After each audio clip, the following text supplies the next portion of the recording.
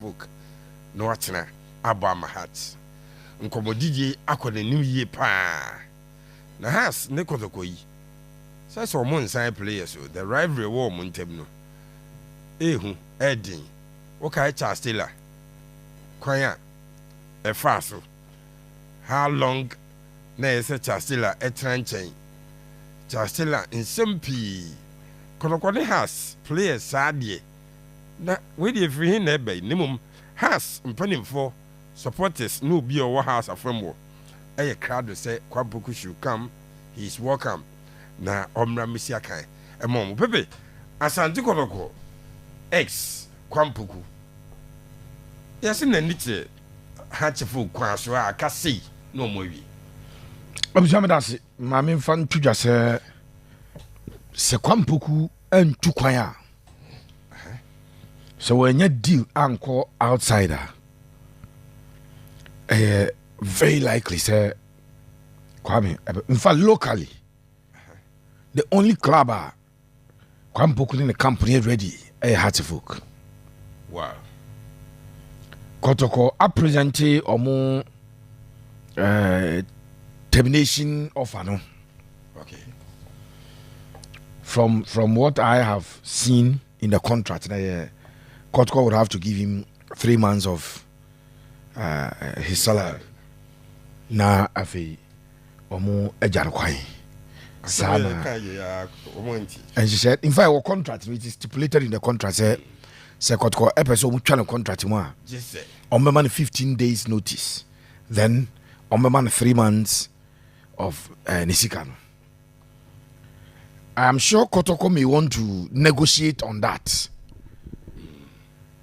In fact, lawyers never catch us still, even though their provisions are a be exit contract, but the person can still negotiate. If or negotiating out here, I'm sign. Yeah. Until Kwame Poku to Hartlefolk opinion, and yeah, mere rumors. Wow. And yeah, Kasakwa. It is something that it's in the pipeline. It can happen. In fact, let me use the word, it will happen if Kwame does not travel.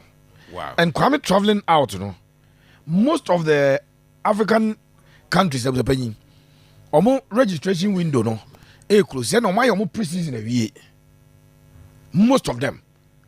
In fact, I'm saying, if I introduce ADB, and I was very happy with it. Eastern Africa for no, Central Africa for no ball. Omo qualify for Champions League Confederations Cup no. Omo abo tournament omo strengthen omo. Into omo clubs na omo ko African Games open bebre omo wie omo pre-season no. I am in the known say Kwame 2 months ago he actually rejected an offer where he was going to earn $5,000 US. Kwame rejected his offer. That was the time na ebimu someone I say this season Kotoko be here na pa ma Kotoko 7 bam say okay I can 1 year and you on 7 club no and on so gidie say obo 1 full season fit on the platform of Kotoko and as a hasa e be menye deal akwa bonte and there obi oben Kwame Poku bia minim say uni di nkomo be kasa asem na che say if he plays for Kotoko 1 season, Hartlefolk 1 season, na enye injury plagued season. Okay, sir, o free outside by about joining Kotoko be ball half a season, no. Or say 9 Premier League goals. Yeah. Ghana Premier League or say 9. In fact, Kotoko GFA Cup, no. Who's on the ball brace mark Kotoko GFA Cup, no. Yeah. Or money that the stubborn boys from Vingrano. Golden kick. Golden kick. And Kwame and a ball. In fact, FA Cup, he scored about 14 goals in the second half of the season. And so 14 goals no share. Both season you now. Now clubs as I say, Kwame Poku and Kwame Pe. It is Kwame Poku the OGD say Kotoko ne Hartlefolk platform no. He told somebody very close to him, said, other clubs to say be a Gold Stars, and to say Obuasi, FC Ashanti Gold 04, any other clubs, you know, or respect your mopa, but on the Nigerian say Kotoko has platform now performing. The likelihood say Obenya deal, no, a idea was ropa. Now, okay, is it the difference between the Charles Taylor, how he got to Kotoko? Anyway, they say, where do you Kotoko play? Kotoko, I can't say, Omo, and then to us be. Enti ABC say, oh, Bonam Timmy Obi Kotoa and Zapanyana Ensino. But Yati Num, yeah, a bloody. I'll be captain Kotoko for so many years. A bloody free, hard to folk. Yeah. And I buy any identity. And no be the hate me see. Kaya na Kwame, Ejina now so Boma Kotoko. And I say, after the Ozo Mokotoko, your house, the house at the bid air bar. So transfers in the penny. Be all over the world, and you're gonna go. Okay, Luis Figo, every Barcelona bar, Real Madrid. Yeah. No, a captain at the Mabasa. Figo, as every Barca do, baby, or see there, be opposite Madrid. Make kind of first Classico. And go for to new mama and go for to I had to say prequity. Yeah, they plastic, no more tuba pack and so on also the bokona. Madrid nya corner e Barcelona side wa. Omo to new mama pack and so sa. Enti ya na easy transfer across two rival clubs, no. And time see so be ball ugly. No, say for your Kobo Zamalek, and over Zamalek or Ugly Straight. You don't normally get those transfers. But wait here. Yeah, me fan say Kotoko reject.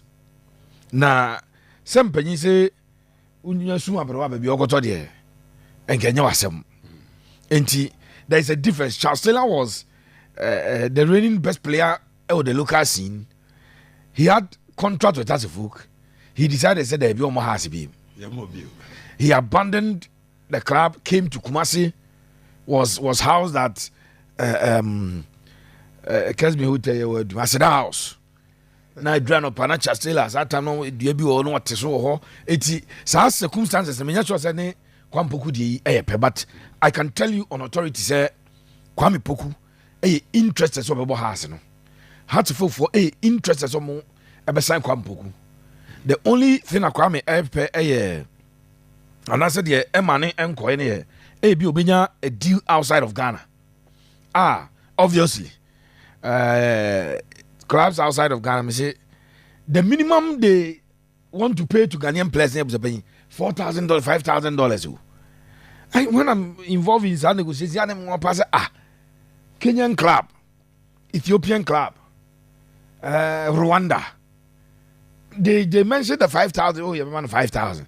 And a player on ye deem baby or Ghana no offer is how it's be an said deal be bad ya. Kwame Poku may opt for such a deal. But other than that, the House of Folk link that was a penny a real. Okay. And yeah, not normally House of Folk supporters simply be ya link Kotoko player to Haza. Or more reaction no. Be ya mumpe. But Kwame Poku dear, a free sabasa or a linked to House of Folk no.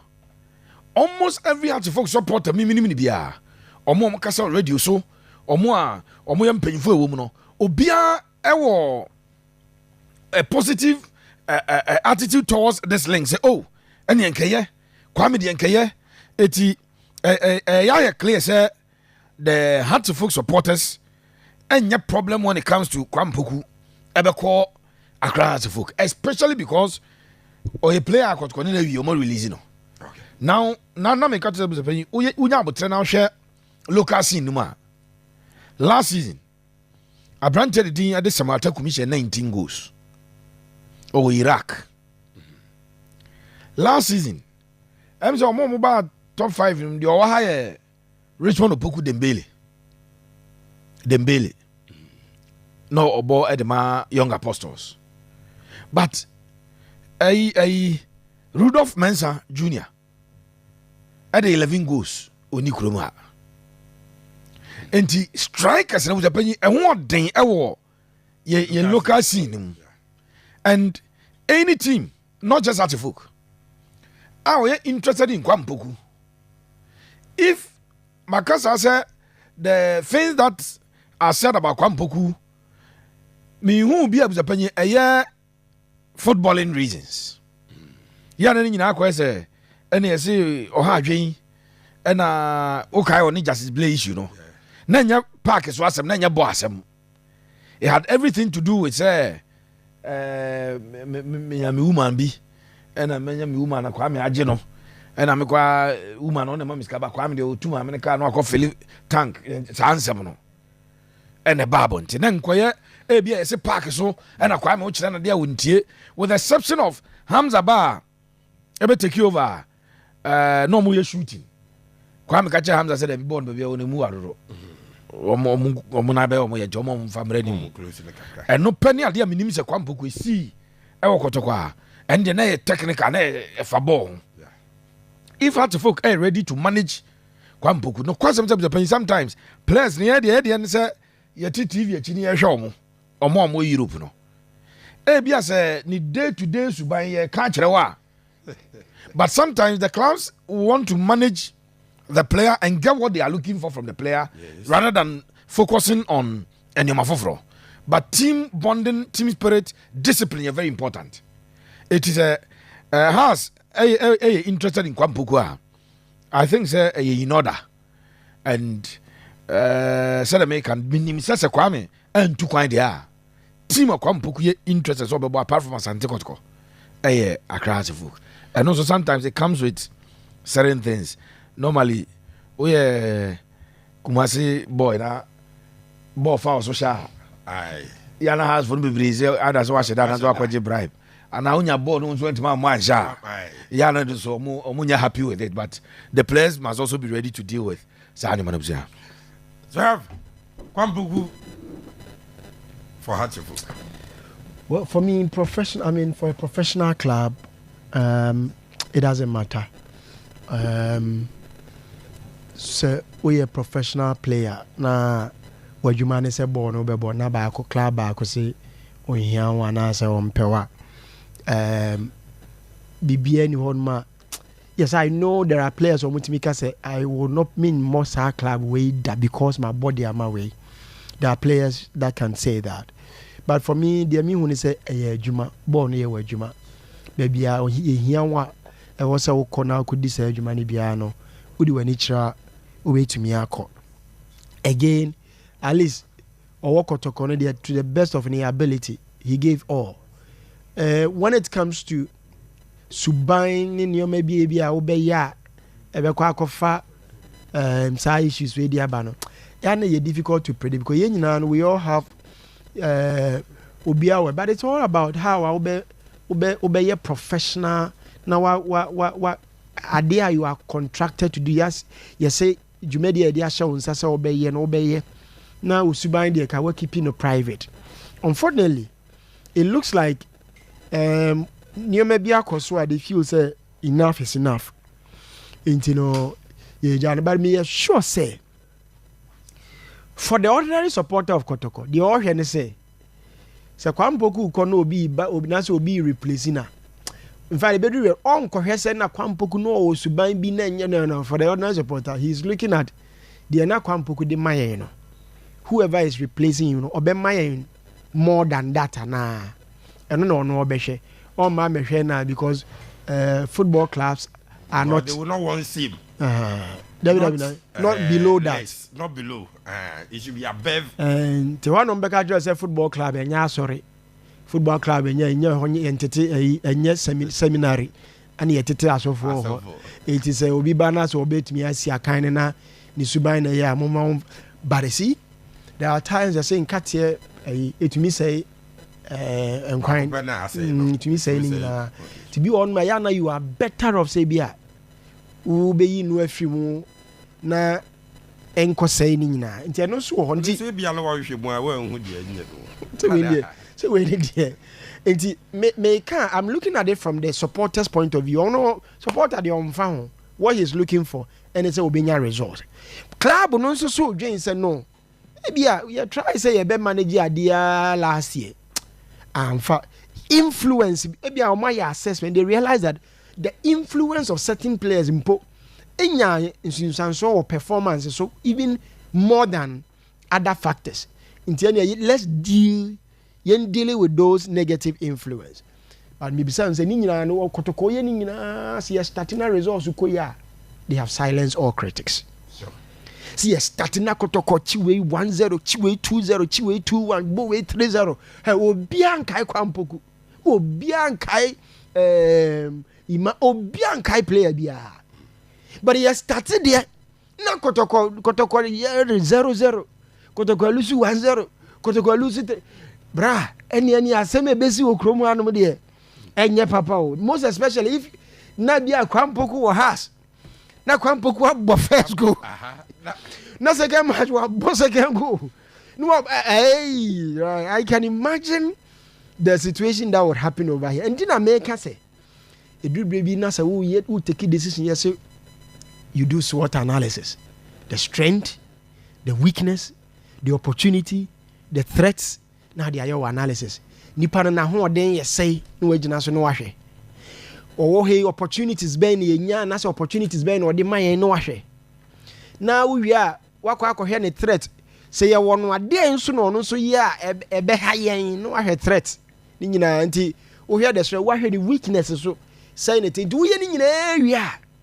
Wo bi say say ye kibia na ye anaye mane kwa na ye. Ti onya kwode a then the risk is that oko na wo de na we take your decision ni pay off na fe bibie koya but Kwame Poku atifuka obenya sound mind eliabo Kotoko has sound mind say Kumasi boy wagina Kotoko no mo what is it na we dakro na fe wogina mo obo ati Asante Kotoko timini ye wo me Kumasi nti say minya adwuma bi wa Accra me say me Kumasi boy. No, ours is different. What you are saying, American, don't drag it. I did say American, what you are saying, don't drag it. Say Kwame Poku abijina Kotoko has this time or say Phobians colors no or Boetia Asante Kotoko. Will he be of sound mind? Yes, he will be of sound because Chastela Boha. We have seen players on Boha in recent times. So a level of rivalry a decline. In fact, the supporters class in in recent time would be a bad admitted that time and year fro Pona Nisi Stadium at Chuana Kofran or Tasronia Hebona Erezachum. It's all to me Kotoko Bobo. Traffic great. No, not traffic. Why we not be unconscious or say Kotoko Bobo was stadium war until a game what I'm trying to say is say as a new master. And a man for a babeti game, abeti agrona se. Bra me adwuma na meye. Ono ne de ne se obeye adwuma ye betua ne ka odi bedidie. Se Kotoko se ompe na se house se ope. House se o ye de betimi amanage ne suban ne betimi amanage ne attitude no. Oba na opese ofa bia yi kra na ye betimi amane bia ka se ye betimi ayi bia de aka no. Nti ye de ball na obo no ene ye focus. I don't think that there was obinya qualms about it. However, as a player, you need to have a strong mentality. Or a player, will say, ne upbringing, any development, Kotoko play a crucial role. Yeah. Because as a Kotoko na a man on the spotlight, a man Kwame Poku beye Kwame Poku. The two Kwame was our coy, was our back. Me messy so me come assemble. It's can it play on his mind? I know that's the question you have to say. No, how would you feel? How would you feel? That's a unusual to you. And he will be gingered. So the second aspect of it is what I talked about mentality. Into player ben na amanfo ya she na Lampard si akan ma Chelsea ya si akan ma ekogina mu Man City ebe boti a Chelsea ehye ma Lampard le Chelsea legend o she Chelsea o she wo ko Man City be share ye who players are they've made moves to rival clubs and they've gone there and they've even ma ba be share their previous club and that they make can say ma obi mfili one main blame Kotoko. Because the metrics are Kotoko, the general to take his decision, or mu mechire mu nchireo. bia o mu biem so abemu aba be chirechire mu ahye wa wo be say ene emu kra no macha da masam ache o. And I've seen a lot of the either like enra na obi enra me ne yi bi din komona something has happened and he was initially na me condemning us actually na mu decision mu take yi de enye kra no nya abotre no nya o chance so o chirechire mu cha o chirechire mu wie no de me kan ni say ene emu yade o say mutimi ne tena ho no all this because na ya mia oh no come me take decision na chakra to say with benefit of hindsight ebi ebemo will say no Kotoko took the right decision dear. But you see for Kotoko the ordinary supporter ne ade onu de begina so dia and say mu take decision and the kosi say for the supporter that's what that you mu take decision ama ni nyina and say club na ye better na ana club na nye better. So for Kotoko for the supporter the audience say is the club better off after these players a free more?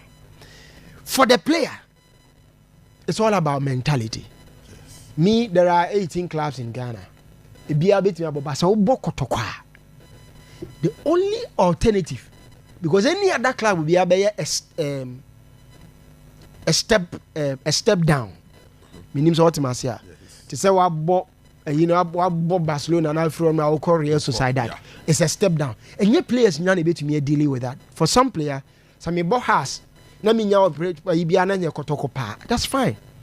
For they look at the level, the pedestal. Kwame Poku is a big player. Obian to me deny that fight in the local game.